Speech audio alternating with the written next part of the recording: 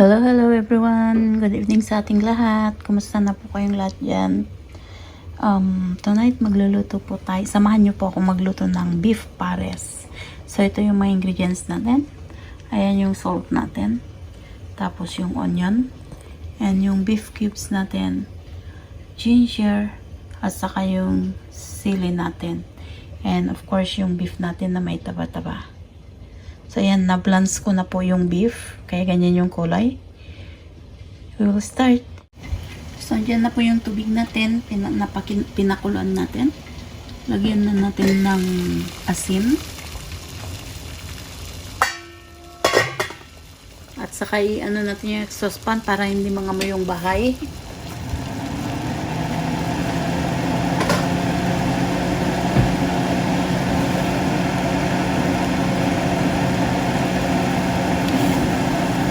Teaspoon of salt.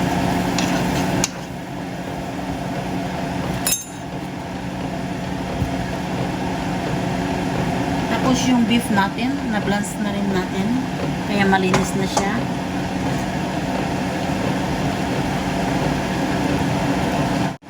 So ilubog natin yung beef natin dito.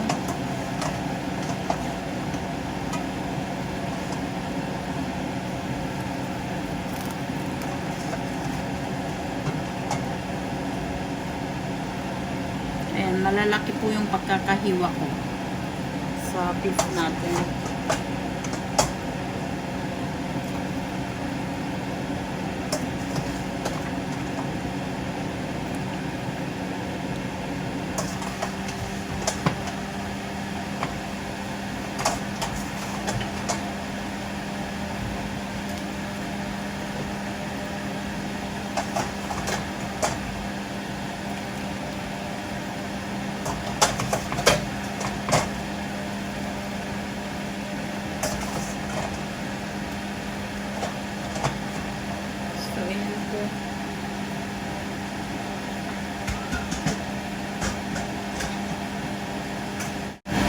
Ngayon hintayin natin siyang kumulo at although na blance ito, baka may mga yung maitim-itim na andito, yung sa bubbles niya.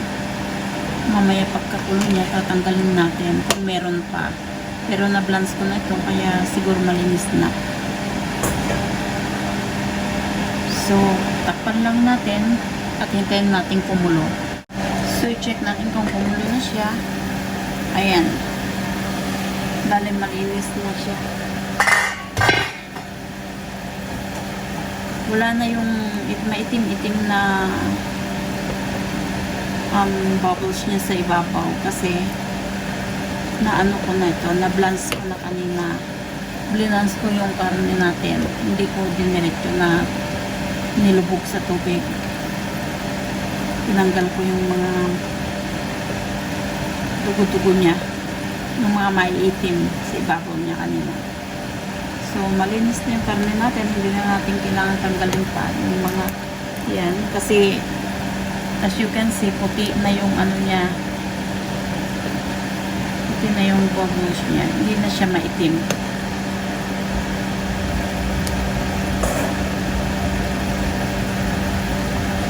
So, ngayon kumukulo na siya. Ihanda na natin yung mga ingredients niya. I-prepare na natin yung mga ingredients natin. So, yan yung itong ginger natin, unahin natin. I-mix natin yung mga ingredients natin.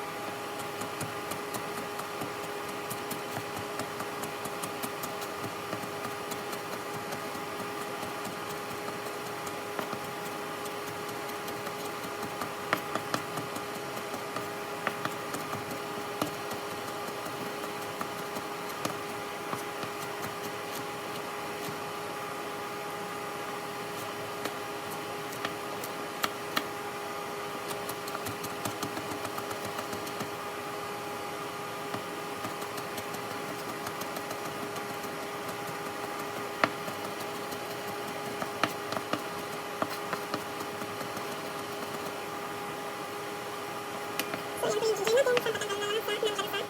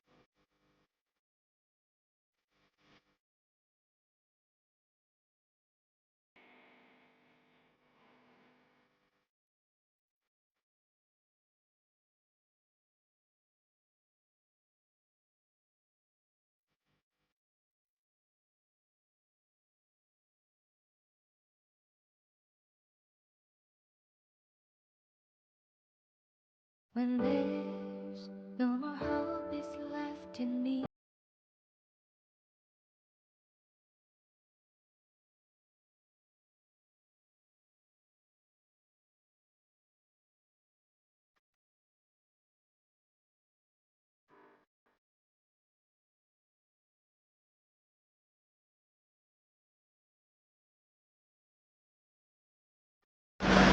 Tapos kayatin natin yung coriander leaves natin. Hindi naman masyadong pinong-pino. Lang siya.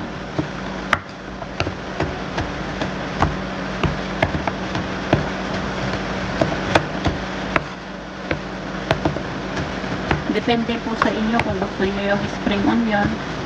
Pero mas mabango kasi, mas masarap. Nasasarapan ako dito sa coriander leaves. So, nilagay sa ibabaw ng pagkain, ng ulam. So, ganyan.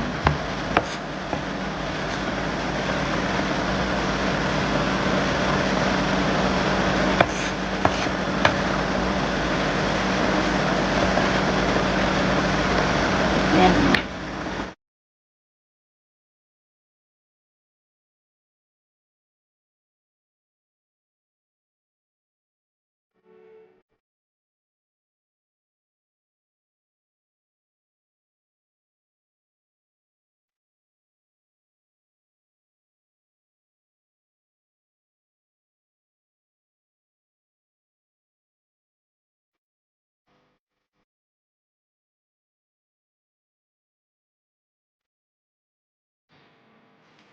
So that's our pares. Beef pares.